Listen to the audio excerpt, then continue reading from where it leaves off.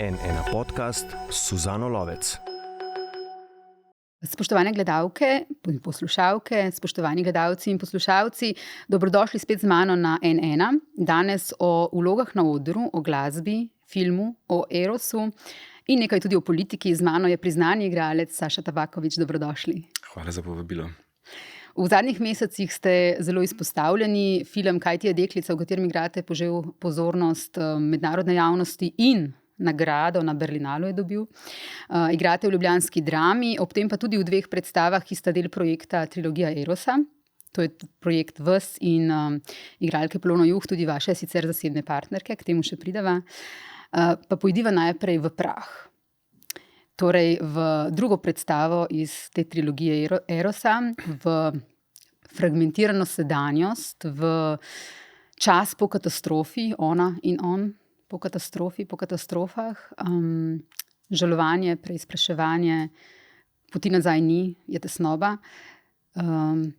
Predstava je nastala po motivih Harolda Pinterja, 2 se vrtita v situacijah, v času, ki, nekako tako se mi zdi, je čas po in nikoli ne bo več čas pred. To je čas, ki se ga vsi bojimo. Kje je prihodnost, Saša Tabaković, ko pride čas po katastrofi? Je zelo dobro vprašanje. Glede na to, kako se v bistvu svet premika in kam se vrti, je človek težko optimističen. Zdaj mi sva s Polono pa si to predstavo izbrala tudi zaradi tega vprašanja prihodnosti. Predstava namreč posredno govori o izgubi otroka in seveda otrok kot simbol neke prihodnosti, nekaj, kar bo ostalo za nami. In seveda, ko v tem simbolnem smislu več te prihodnosti ni, potem seveda ostane neka stagnacija, kjer se v bistvu neke vrednote, nek sistem, neko življenje 2 spreminja v prah, torej v neko razpadanje, v nek razkroj. Tako da predstava je zagotovo predstava o žalovanju nad simbolom otroka, ki naj bi ga 2 imela, ko bi ga imela, torej vse tisto, kar ostane za tabo. Lahko je tudi v intelektualnem smislu to tvoje umetniško delo, torej tisto, kar bo ostalo za tabo kot človekom, torej kot umetnikom. In seveda vprašanje, če seveda tega simbola več ni, če to izgine, kaj potem ostane od smisla, ali smisel sploh še je. Sam mislim, oziroma oba verjetno misliva, da tega smisla na tak način seveda več ni. In potem seveda ostane neka ravna črta, neka stagnacija, tako da je predstava o žalovanju nad simbolom, nad samim sabo, pa seveda tudi nad svetom, ker je pač slika sveta takšna, kot je. A je vama 2 težko to igrati? Mene kot gledalko, bom povedala, da sem vam takrat, ko sem si ogledala pred meseci to predstavo, me je v bistvu tako močno pretresla, da jaz par dni, poslala sem vam message, da me je pretresla, in jaz par dni nisem bila okej. Tako zelo v bistvu je šlo, na nek je pritisnjeno v meni. Kot ste napisali v napovedi, Prah je anksiozna, prozna kronika naših največjih strahov pred izgubo in to je to. Ja. Sej predstava je pravzaprav delana po tem principu, torej, da gre za neke vrste doživetja, ki je, zakaj sem rekel, pravzaprav posredno govori o izgubi, zato ker za predstave nismo želeli delati na nek neposreden način, ampak gre za pravzaprav neko občutenje. To je tisto, kar je bistvo gledališča, da je gledališče doživetje, da je dogodek. In kako pravzaprav osmisliti ta dogodek, tako da bo relevanten tako zate kot ustvarjalca, kot tudi za gledalca, ki ga gleda. Tako da želeli smo si narediti predstavo, ki bo to občutenje katastrofe tako močno, da ga bo gledalec lahko podoživel. Torej ne samo razumel, da ga pač razlagam racionalno, ampak da ga tudi podoživi, da ga močno občuti in da ga v bistvu to pretrese. Ja, ker mene je tam proti koncu, v bistvu me je prav zlomil. Nisem mogla drugače, da sem jokala, in če bi dlje časa še predstava trajala, bi jaz morala ven. Tako močno je bilo to. Ja, mislim, hvala, lahko rečem. Je v bistvu, zaradi ker se tudi seveda predstava v resnici konča s hipotezo življenja. Torej, kaj bi ta otrok vse lahko, če bi ostal živ. Se mi zdi, da je to tisti nek prelomen trenutek neke možnosti, ki se pravzaprav smrtjo konča. To je mene v bistvu kot človeka vedno, ne morem reči fasciniralo, ampak ko si mlajši in ko nimaš še toliko, kako bi rekel, izkušenj z smrtjo ljudi, ki so ti blizu, ne, to smrt nekako jemlješ zelo abstraktno, ne, ko pa se smrt zgodi neposredno, ne, v tvoji bližini, torej ko umre nekdo od tvojih ljubljenih, a ne, seveda potem pa ta smrt dejansko pomeni nekaj dokončnega, a ne. Torej vse tisto, kar je hipotetično, tega več ni, ne. Res je ta, ko bi človek rekel, game over, ne. Torej res je konec, res pomeni konec, a ne.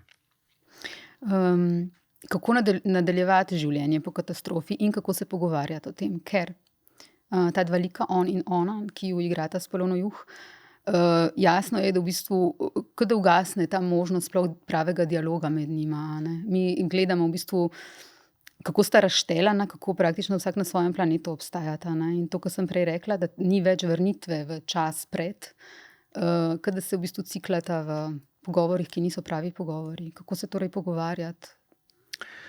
Se to je v bistvu zelo ključno vprašanje, ne? Kako izplavati iz črne luknje, ne? Ko se v bistvu nekaj zgodi, nekaj tako močnega, nekaj tako totalnega. Ne? Seveda, smrt otroka lahko seveda vsak doživlja po svoje. Ne? Mi jo doživljamo znotraj naših kulturnih vidikov oziroma kulturnih vzorcev. Ne? In seveda za nek par je lahko nekaj totalno katastrofalnega, nekaj drugega. Ne? Mislim, par, ki nima otrok, še ne pomeni, da ne more doživeti nekaj, kar je za njiju neposredno tako katastrofalno, katastrofično, kot mogoče za nekoga, ki otroka ima in to izkušnjo ima. Ne? Tako da ta izkušnja konca se mi zdi, da je v bistvu nekako je primarno vprašanje. Ne? Kako po koncu, zelo individualno, namreč mi, ko smo brali študije, kako se ljudje soočajo z izgubo otroka, ne, smo v bistvu videli, da neke univerzalne zgodbe ni, ne, da gre pravzaprav za neke različne vzorce reševanja ali pa nekih preživetvenih strategij. In zato v končni fazi tudi nismo šli v pripovedovanje zgodbe neposredno, torej, ko bi rekel, pripovedno, linearno, ampak skozi pravzaprav neke fragmente, a ne, kjer gledalec povezuje dejansko resnico dogodka, a ne, da lahko potem na intuitivni ravni razume, kaj se v resnici zgodilo in kaj je zares občutenje konca oziroma neke totalnosti, a ne, niča. Tako da v bistvu tega odgovora v resnici nimam, ker ga v bistvu nismo dobili tudi od tistih, ki so to izkušnjo dali skozi, pa so jo nekje zapisali. Nismo prišli do odgovora. Je to, kar sem hotela prej vprašati, pa so me potem misli odnesle, je za vaju dva to težko igrati? Ja, je v bistvu težka predstava, ne, zaradi tega, ker zahteva nek določen emocionalni angažma, neko določeno disciplino in seveda podoživljanje, a ne.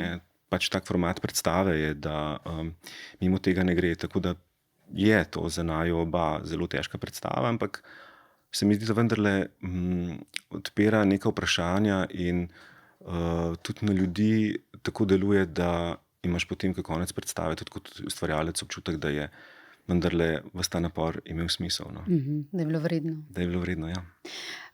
In medtem, ko se midva to pogovarjava o koncu, katastrofah, izgubah, se dogajajo katastrofe ljudem, so prometne nesreče s smrtnim izidom, so bolni otroci, je okoljska katastrofa, industrijske nesreče. Vojne. In seveda vojne, v katerem nasilje ubija ljudi, moške, ženske in otroke. Vsi mi bi lahko bili na njihovem mestu in oni na našem. Kako občutite trpljenje drugih?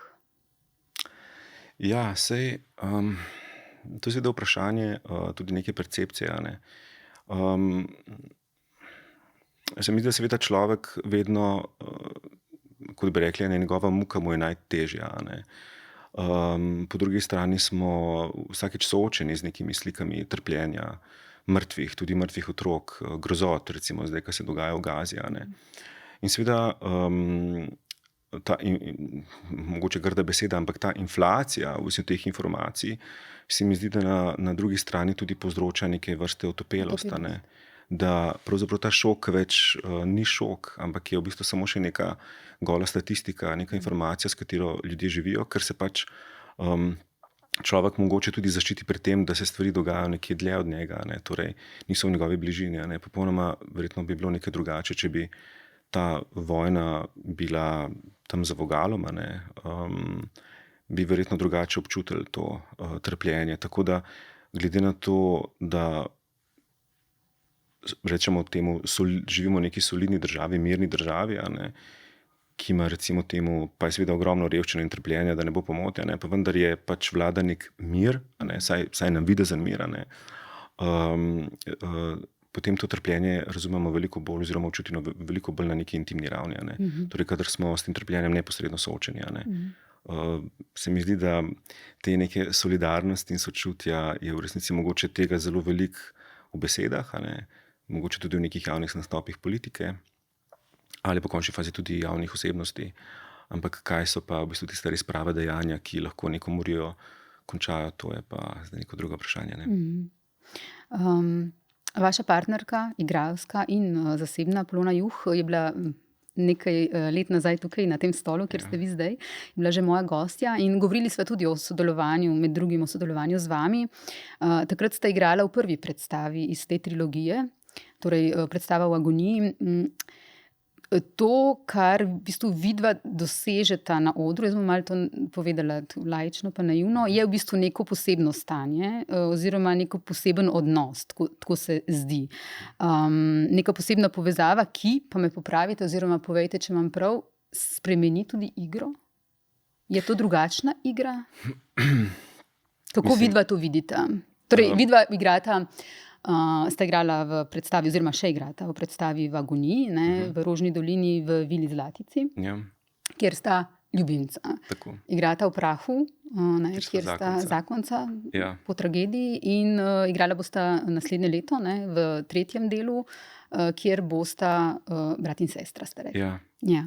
Zdaj ta projekt Trilogija Erosa je v bistvu nastal iz najine potrebe, da bi ustvarjala torej, da bi naredila nek umetniški projekt izven institucije, v kateri sva zaposlena, in da bi lahko v bistvu ta projekt prelila videnje, razmišljanje in seveda tudi vso ljubezen, ki jo gojiva do pač v te umetnostne sfere, gledališča.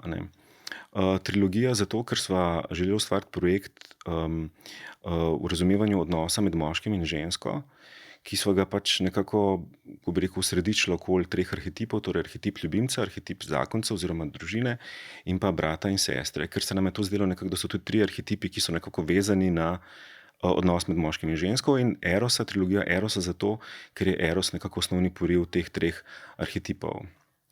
Zato sva si izbrala tudi 3 različne tekste in tudi 3 različne prostore uprizarjanja. Namreč hotela sva ustvarjati v prostoru, ki je na prvi pogled negledališki in znotraj tega ubrati neko formo, ki jo danes poznamo kot sobno gledališče oziroma Zimmertheater, ker sva želela ustvarjati gledališče za malo skupino ljudi, torej nekaj zelo intimnega in pa hkrati seveda preizpraševati tudi neko estetiko, ki je vezana na te 3 različne uprizoritvene prostore. Kot rečeno, ta prvi tekst od Miroslava Krleže v Agoniji je dejansko zgodba, poanta zgodbe v ljubimcih, in seveda s tem, ko sva, kot rečeno, skušala razvozlati ta arhetip ljubimcev, te vojne med moškim in žensko, te večne vojne, sva se tudi ukvarjala pravzaprav s to silnico prostora in časa, ki je vezana seveda na ta dogodek, ki se dogaja, torej dogodek same predstave. In zato je bilo kot neka prva soba, bi lahko temu rekel, je torej Vila Zlatica, kjer je tekst v neki naturalistični maniri, kjer je se tudi prostor, je poskus prostora, da se ga nekako avtentično rekonstruira. Kot rečeno, tudi v naturalistični maniri, torej gre za rekonstrukcijo prostora, tudi kostumov. Torej, predstavo je režirala Nina Šorak, s scenografijo je poskrbela Sara Slivnik, za kostume Tina Bonča. In seveda je bolj, ko je pravzaprav ta prostor in čas znotraj Vile Zlatice določen, jasen, torej prostor nekega vsakdana, bolj se nam je zdela, da je ta vojna med moškim in žensko, kako bi rekel, jasna. Potem je seveda bila ta predstava Prah, ki jo je režiral Dorijan Šilec, dramaturginja je bila Eva Mahkovic, kjer smo poskušali pravzaprav en korak naprej. Torej, zgodba zakoncev z neko veliko travmo se seveda dogaja, tudi glede na temo, ki smo želeli obravnavati in predvsem način, se dogaja pravzaprav v nekem prostoru, ki je na prvi pogled lahko vsak dan, nek vsakdanji prostor, po drugi strani je pa vendarle malo abstrahiran. In tudi tekst oziroma način pisave je tudi na ta način malo abstrahiran in seveda temu se tudi potem prilagaja igra, torej način igre, kako pravzaprav igrati v prostoru, ki sam po sebi zahteva nek naturalizem, ker je tako blizu, ker ni te koprene odra in auditorija, ampak je dogajalni prostor, hkrati prostor in publike in torej igralcev, torej predstave. In kako se znotraj teh prostorov potem, torej tega prostora dogajalnega, kako se v bistvu kaže neka abstraktna misel, bolj poetična ali pa recimo kako bi rekel, kot nek poskus pravzaprav neke novega gledališkega prijema. Namreč v Vili Zlatici namenoma ni nobenih gledaliških, kako bi rekel, pripomočkov, torej nobenega dodatnega zvoka, luči, torej vse je na bazi dnevne svetlobe, tega, kar je dnevne svetlobe, zvoka, ki ga slišimo iz okolice in tako. Medtem ko seveda pri prahu ni tako. Prah že uporabljamo torej malo, kako bi rekel, koreografirano luč, tudi zvok oziroma glasbo, tudi neke druge pripomočki so zraven, in poskus, kako pravzaprav ta realizem premakniti na neko novo raven. In tudi odnos ni več tako izrazito jasen, ampak na nek način v bistvu ta dva zakonca se hkrati približujeta, oddaljujeta, torej gre za neko valovanje v odnosu. Torej ta čas prostor ni več tako oster, ampak je nekako malo zabrisan, kot če bi čez neko fotografijo polil vodo, in se te meje malo zabrišajo.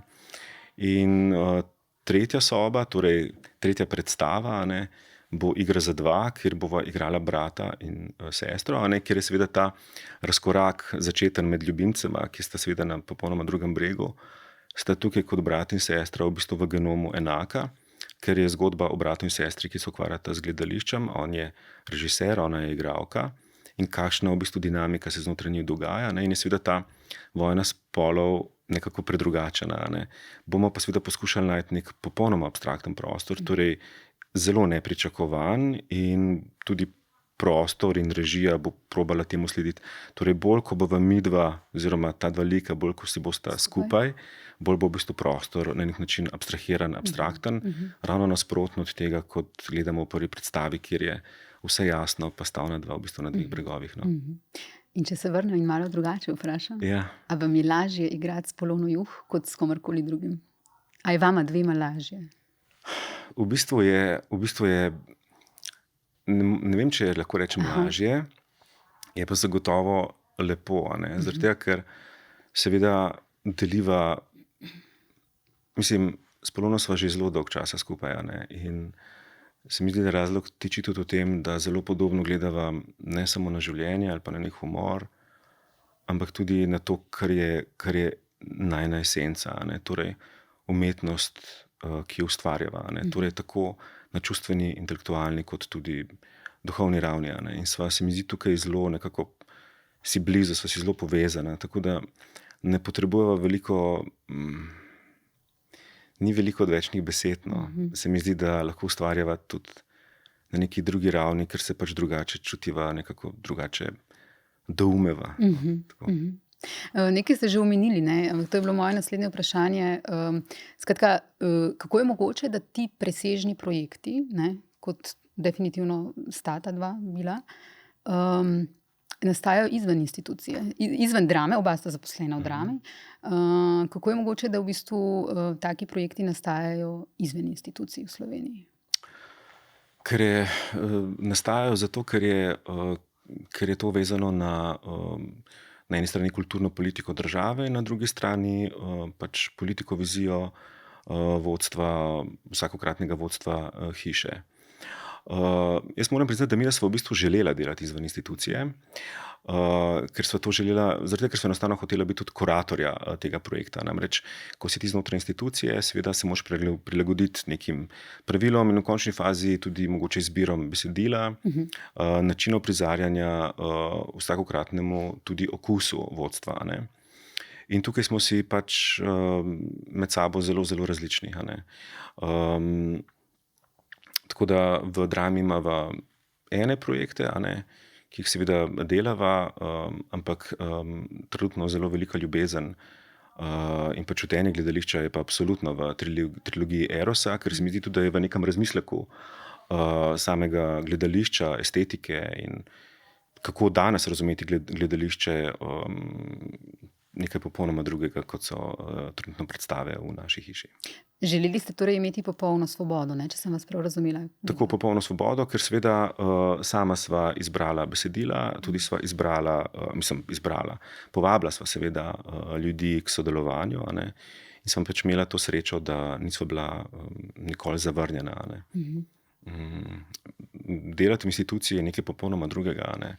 Tam je vodja tisti, ki določa karierno pot, izbira tekste in seveda izbira režiserja, ne. In je vprašanje, ali je politika vodstev trenutno, ne samo v naši hiši, pa tudi nasploh, takšna, da res stremi k razvoju samega ansambla, ne.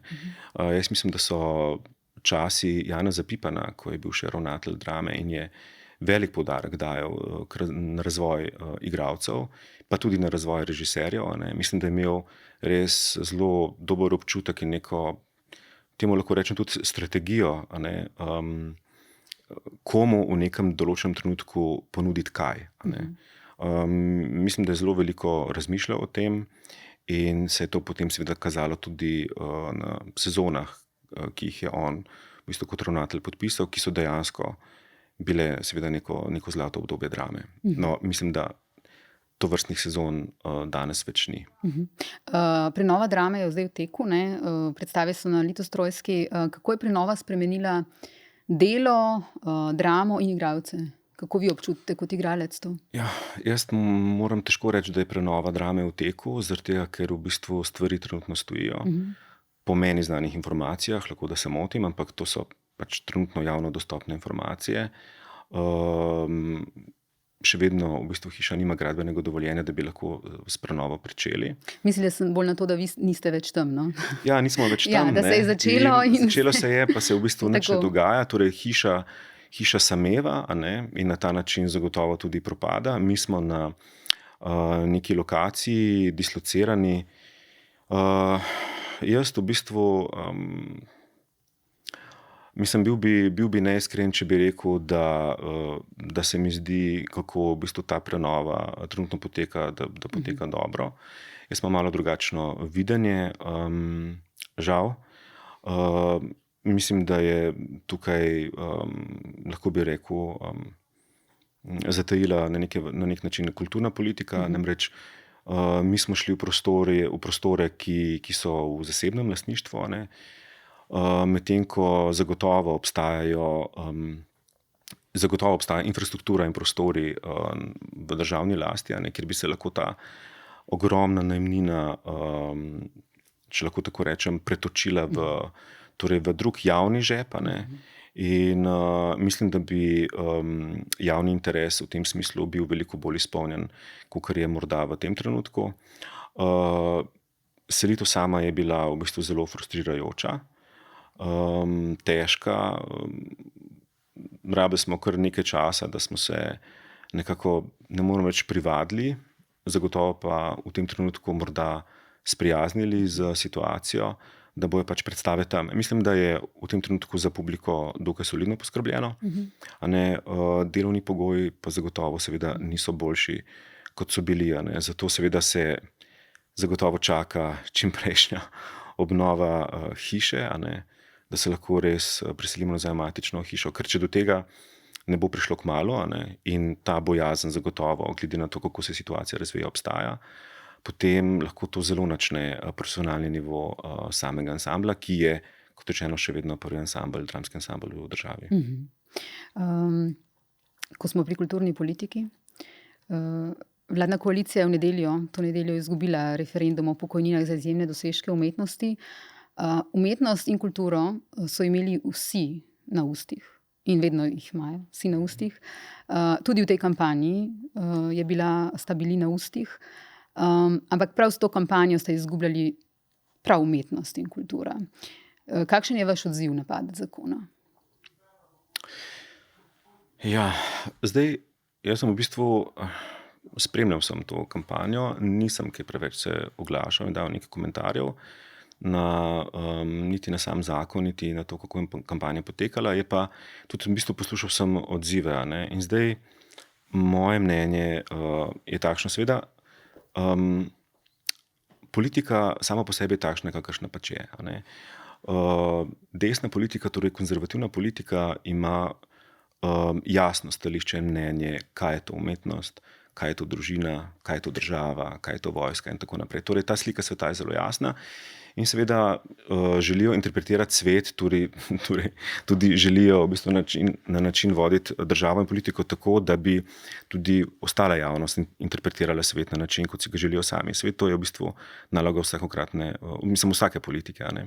Na drugi strani imamo, in še to bi dodal, seveda to tudi s pridom potem izkorišča, izrablja, agitira in tako naprej, ne. In seveda na drugi strani imamo ta levi pol, ne, ki je po naravi stvari veliko bolj prepišen, veliko bolj raznolik in je seveda, kaj je to zdaj res kriterij, ne, kaj so to vrednote, kako jih čim bolj jasno izraziti, zahteva nek, ko bi rekel, mogoče malo večji napon oziroma nek napor, zato da lahko pride do neke koherentnega občutka, kaj je pravzaprav vredno, ne, in kaj ne.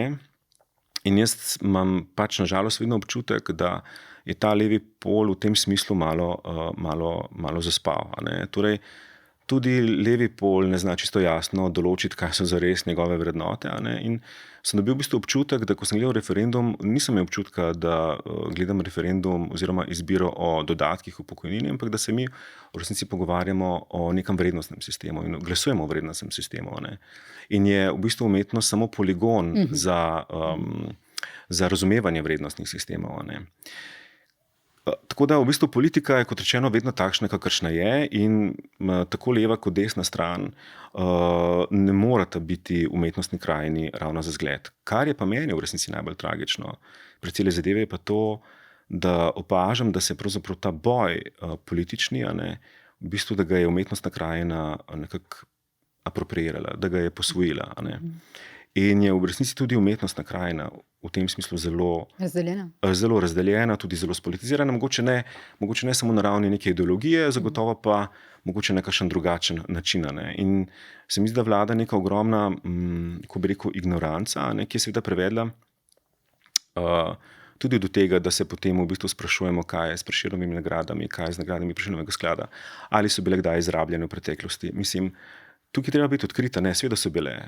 Bile so izrabljene tako strani desnega pola, takrat sem bil sam v strokovni komisiji za Prešernov sklad in sem tudi zaradi tega odstopil.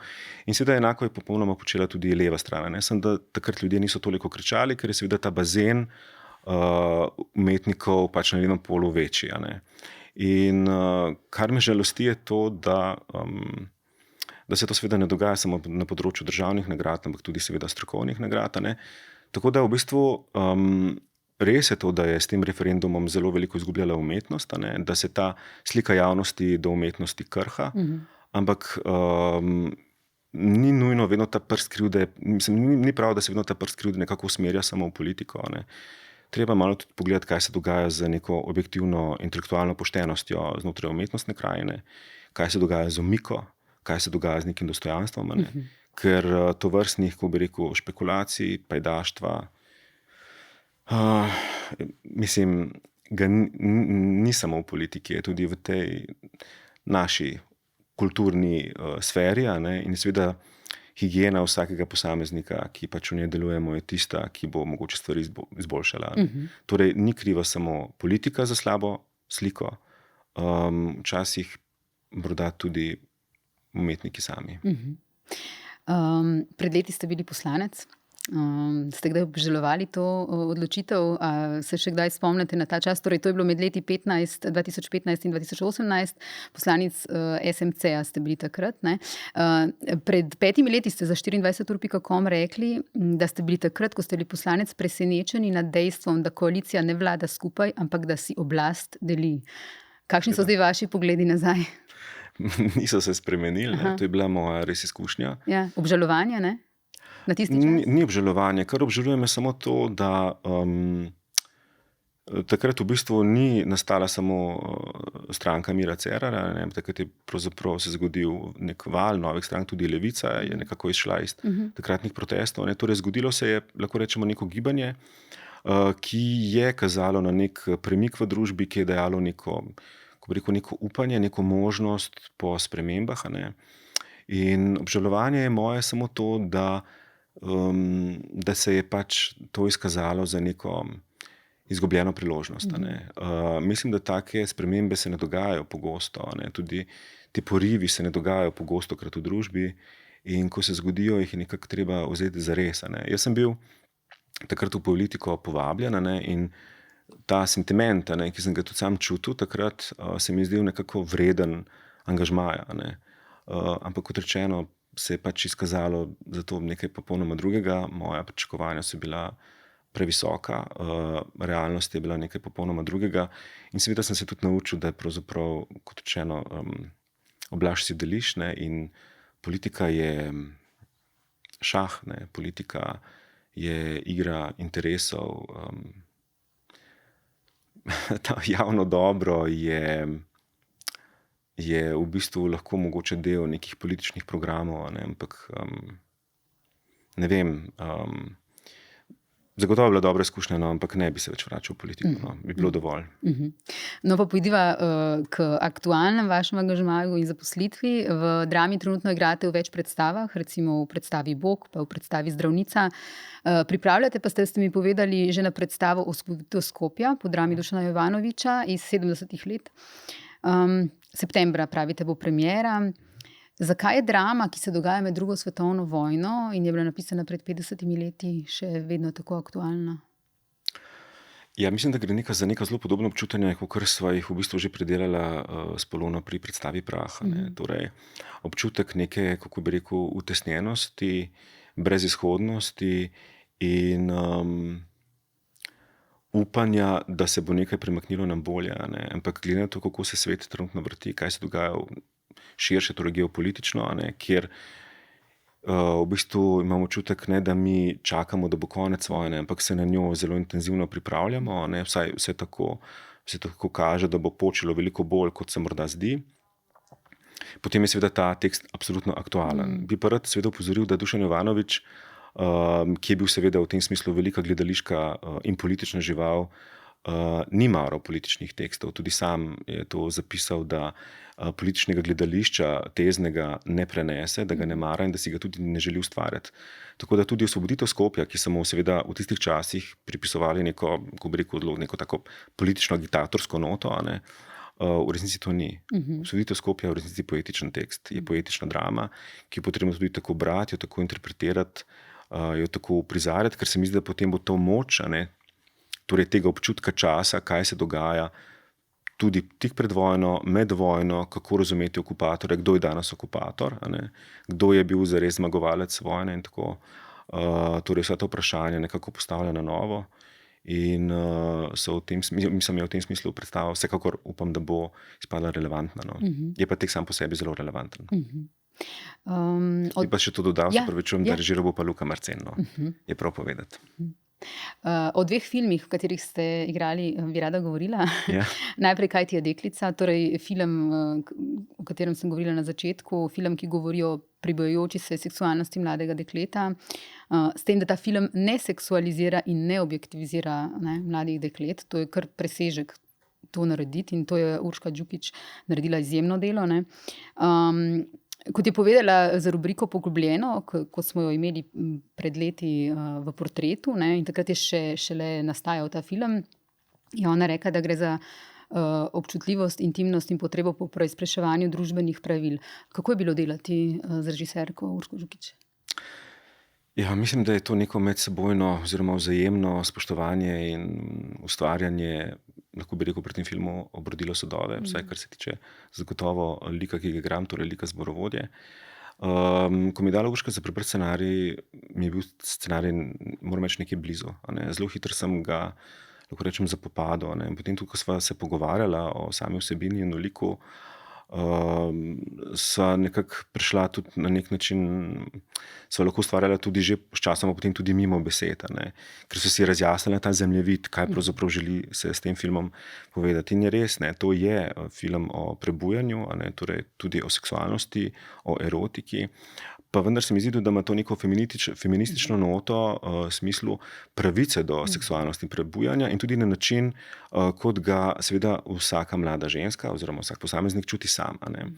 Ker namreč v filmu je ogromno neke, se opravičujem, v filmu je ogromno neke simbolike, tudi krščanske, a ne. Torej je ogromno nekega transcendentalnega preizpraševanja, ne, ki na prvo žogo ni neposredno povezana seksualnost, pa vendarle je, ne, ker je seveda stvar duha, seveda tudi erotika je vedno stvar duha. Ne. Tako da mislim, da je nekako, to mi je pri filmu zelo všeč, ne, ta pravica mlade ženske, da lahko čuti seksualnost tako, kot jo čuti sama. Ne. Zato imamo tako zelo zanimiv prizor v filmu, kjer mlada Lucija gre, ko nekdo vpraša, katera je najlepša ženska v naši družbi, torej samostalno gre in poljubi Marijo. Torej kip Marije, ne, ker v bistvu izrazito erotičen trenutek, ne, torej moment, ne, pa vendar poljublja v bistvu kip, torej nek simbol čistosti, neomadeževanosti in podobno. Ne. In na drugi strani seveda, kakšen je potem odnos do lastnega telesa, ne, torej do raziskovanja lastne seksualnosti, ki je pa izrazito mesena, ne, ker seveda seksualnosti mimo telesa ne moreš čutiti. A ne. Torej mimo biosa v tem smislu ne gre. Tako da mislim, da gre za neko zelo zanimivo prelivanje v bistvu razumevanje erotike, a ne, še posebej pri mladem dekletu, ne, ker kot ste že rekli tudi v vprašanju, ne gre za a priorno neko seksualizacijo, ne, opredmetenje ženskega telesa, ne, ampak v bistvu za nek zelo poskus nekega, kako bi rekel, zelo neke rahločutnosti ali pa nekega zelo čutnega pristopa, tudi v nekem estetskem smislu do te tematike. Ne. In seveda zelo so zanimivi potem tudi moški liki, ne, ki jih je v filmu v principu zelo malo, ne. Oče, nek utujeni oče, ki vedno spi, potem ta zborovodja, ki ima, ko bi rekel, neko, sem rekel, najbolj, recimo temu, da nekako negativen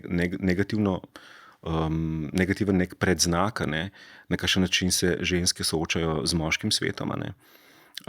In pa potem seveda tega delavca, ki se kopa v reki, ne, ki pravzaprav ji prihaja naproti kot nek, lahko temu rečem Kristus oziroma neki božji podobi, ne, kjer je v bistvu moško telo izrazito sakralno na nek način prikazano, ne, tako na nek način kot tudi žensko. Ne. Tako da v bistvu mislim, da gre zelo za nek preplet nekih zelo zanimivih vidikov razumevanja seksualnosti in mislim, da je zato tudi film požel v bistvu tako odobravanja in v resnici tudi zelo dobre kritike.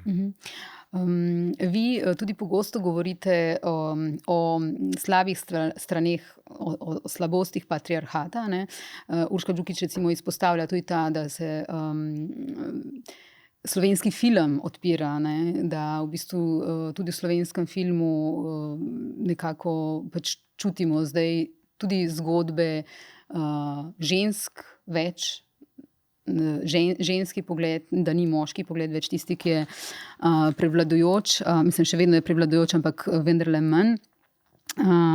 Recimo, kot je zapisala kolegica Barbara Smejla, takrat, ko smo delali portret Urške Đukić, ne, pravi, Đukić v središče svojih zgodb postavlja ženske, kar v slovenskem filmu ni bilo prav pogosto. Kot je pokazala raziskava Nike Gričar iz leta 2018, je med leti 1995 in 2017 v manj kot tretjini slovenskih filmov glavno vlogo igrala ženska. V obdobju od 1991 do 2017 pa so samo 15% slovenskih filmov režirale ženske. Tukaj so zdaj premiki na bolje, ne? Ampak videla sem v intervjujih, ko sem brala, da vi tudi opozarjate na to, kaj sabo prinaša vse patriarhat. Ne? Ja, mislim, da ti neke različne perspektive, različni pogledi vsekakor so v družbi nujni, jih je potrebno čim bolj zagotavljati. Še posebej zato, ker se mi zdi, da se nekako tudi ta beseda feminizem vedno nekako veže na gibanje žensk, pa naj si bo to politično, emancipirano, kakršnokoli že, torej neko družbeno gibanje, ampak se mi zdi, da nekega pravega uspeha po enakopravnosti, kar je seveda osnovna poanta feminizma, ne bo brez tega, da bi ta angažma zavzeli seveda tudi moški. Tako da več, ko bodo moški o tem govorili, seveda bo slika boljša. Ne gre pa seveda toliko samo za,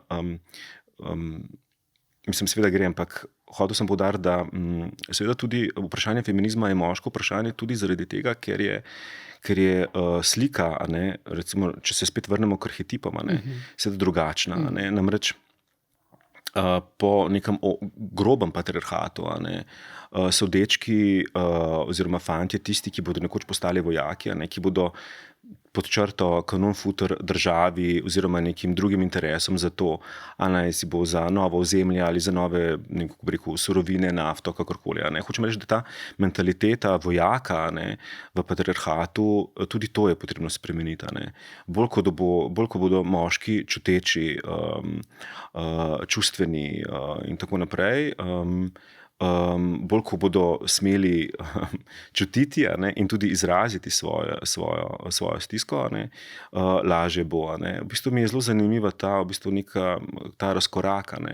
Namreč vse konzervativne struje, ki so zelo v bistvu provocirale patriarhat in ga želele v bistvu udejanjati, so se na drugi strani tudi napajale v ideologiji, tudi religiozni ideologiji, ampak podoba Kristusa je podoba v bistvu čutečega človeka, torej moškega, ki ima veliko empatije in sočutja. Pa je v bistvu zelo zanimivo, da v bistvu je bila vzgoja ravno obratna. In seveda, kar se tiče žensk, v bistvu primo sorazmerno tudi enako. Torej, patriarhat, ki ne poškoduje samo žensk, ampak absolutno poškoduje tudi moške. Tako. S temi svojimi zahtevami. Sej zdaj na neki točki seveda mi se lahko pogovarjamo statistično, ampak v bistvu gre za vprašanje duha. Premalo se pogovarjamo o vprašanju duha, mogoče malo preveč o statistikah. O katerem filmu naslednjem bom vprašala, že veste? Sodeloval sem pri filmu Belo se pere na 90, režiral je Nabršnik, torej po romanu Bronje Žakelj. Bronjo sem tudi gostila. In potem v bistvu naslednji film, ki se ga seveda tudi zelo veselim, je pa lahko rečem 20 metrov, vse tak je bil nazadnje delovni naslov, v režiji Damjana Kozoleta. To pa tudi naj bi bilo vse v bistvu nekako do konca leta, ali pa verjetno Kozole v začetku naslednjega, ne vem. Vprašala pa bom pod njenim oknom. 20 let je od takrat? 22. Zavrtelo se je verjetno teh 22 let vsem nam noro hitro. Kakšni so recimo vaši spomini? Kaj je prvo, kar pomislite ob tem filmu? Jaz sem po naravi zelo nostalgičen človek in nosim v sebi nek ta sentiment, ta nostalgija, tako da zame so bili takrat to zelo lepi časi, drugačni kot sedaj. Lahko rečem, da je bilo mogoče več nekega upanja, mogoče več neke želje, zdaj po teh 22 letih je pa mogoče malo več nekih spoznanj, pa mogoče malo bolj realnega pogleda na svet. Res je, da ste nostalgični, nekoč ste rekli, do 80 let prejšnjega stoletja gojim sentiment in nostalgičen odnos. To je bil čas otroštva, ko sem še verjel, da stvari niso menljive. Nanašalo se je to, mislim, da na vaš projekt Belart. To je v bistvu glasbeni projekt, eden od vaših glasbenih projektov, elektronska glasba, zvok 80-ih. Ob tem ste pa imeli v bistvu tudi glasbeni projekt Pesmi z drugega brega. Gre za v bistvu kulturno izročilo narodov Panonske nižine, dotika se pesmi Prekmorja, Medžimurja, Slovenije, Južne Madžarske in Srbske Vojvodine v izvirnih jezikih oziroma narečjih. In Sevdah vam je zelo blizu. Zakaj je glasba za vas tako zelo pomembna? kaj se vam zdi, da doda življenju. Ko sem se pripravljala na ta intervju, sem v bistvu pomislila na to, ker sem si šla ogledati te videospote in tako naprej, kako veliko smo recimo kot otroci peli in kako zdaj kot odrasli, ne mislim vas, mislim sebe in druge ljudi, ki jih poznam, ne pojemo več. Kaj za vas pomeni v bistvu glasba? Glasba je del moje identitete, to je del moje osebnosti. Jaz v bistvu glasbo potrebujem zato, da lahko artikuliram svet, da lahko artikuliram to, kar doživljam, kar čutim. Zdaj, kar se tiče teh pesmi z Drugega brega in Sevdaha, to je glasba moje družine, po očetu bošnjaške, po mami pa recimo temu pravoslavno s primesmi judovskih korenin, ampak recimo temu predvsem pravoslavne. In ta mešanica lahko se mi zdi nekaj pridoda, da lahko v bistvu razpreš mogoče neko drugo paleto razumevanja sveta, ki je lahko tudi geografsko nekako pogojen. Kar se tiče pa Bell Art, je pa seveda to je pa pop glasba, torej to je glasba, v kateri sem sam odraščal, oziroma ki so jo poslušali doma, pa sem jaz poslušal zraven, ker sem bil takrat star pač manj kot 10, v 80-ih.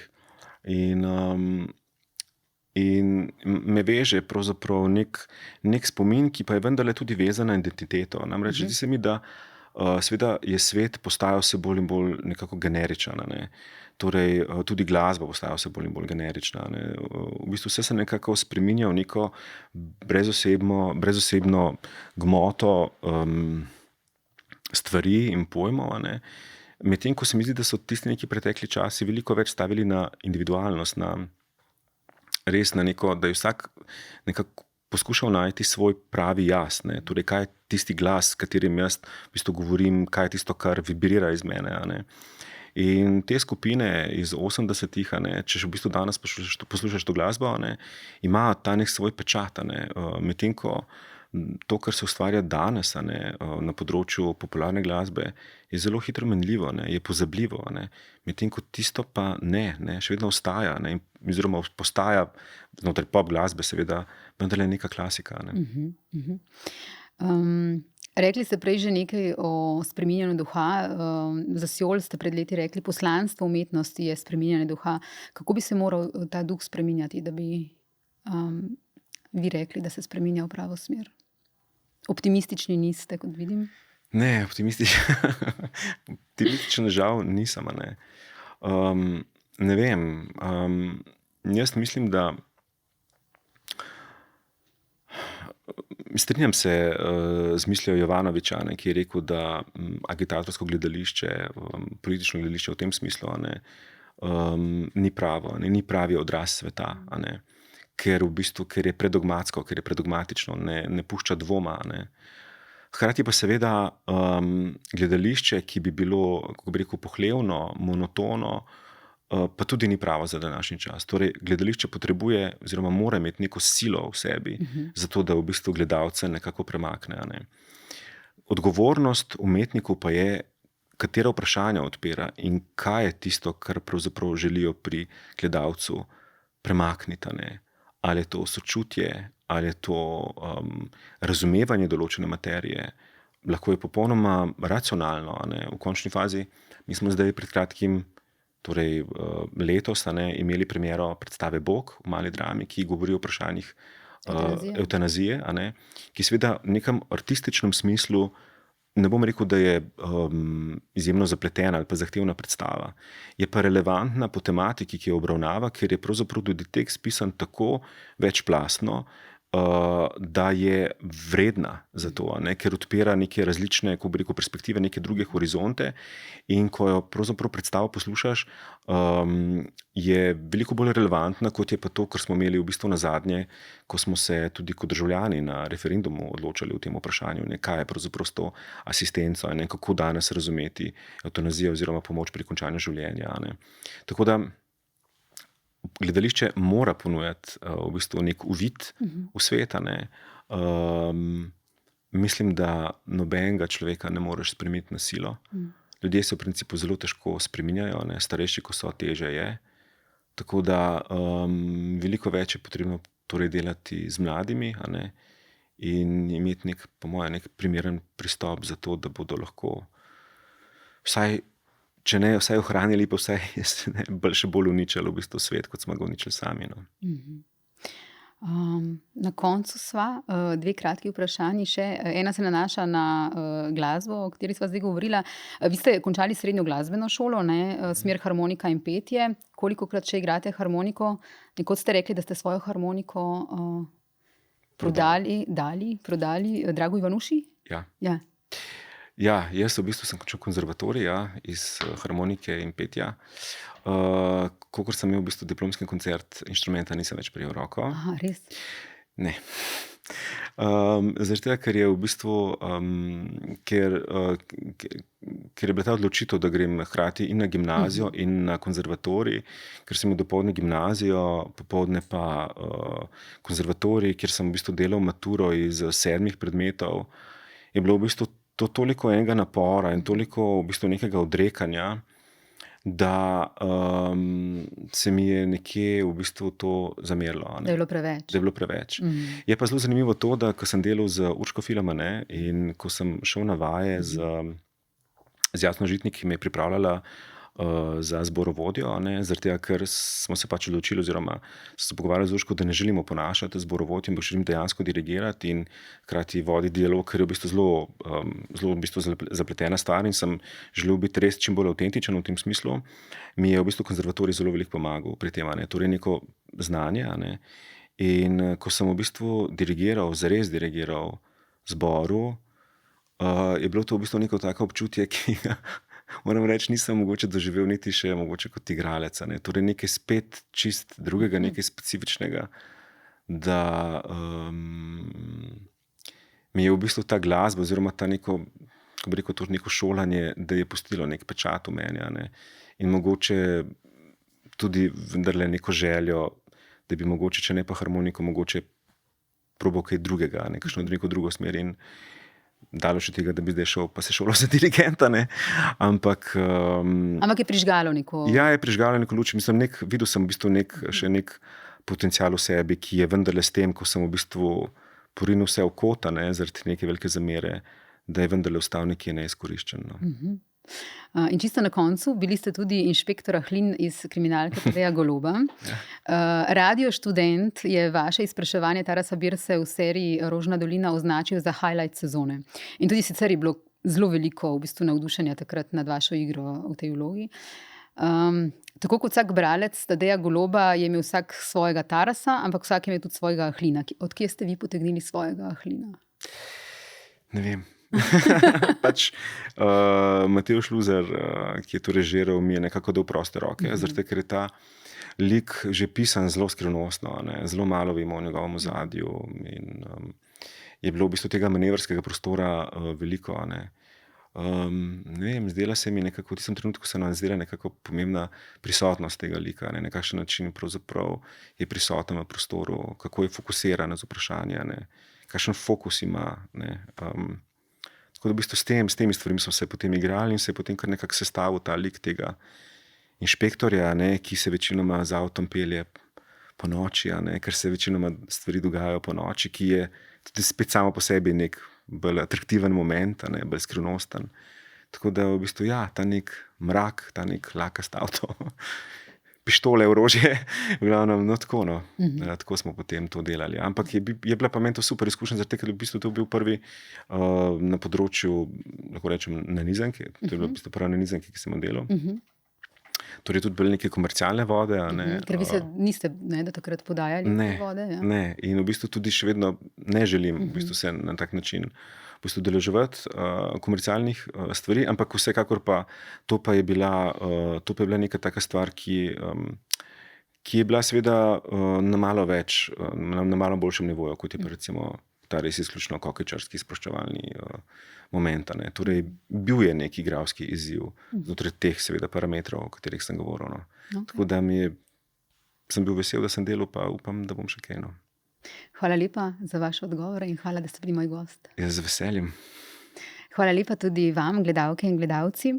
Naslednji teden sem spet z vami in govorili bomo zdaj ob finišu šolskega leta prav o tem, o šoli, o dobrih in slabih učiteljih, o stiskah otrok in o tem, kako v bistvu biti opolnomočen v tem času kot učenec, dijak ali starš.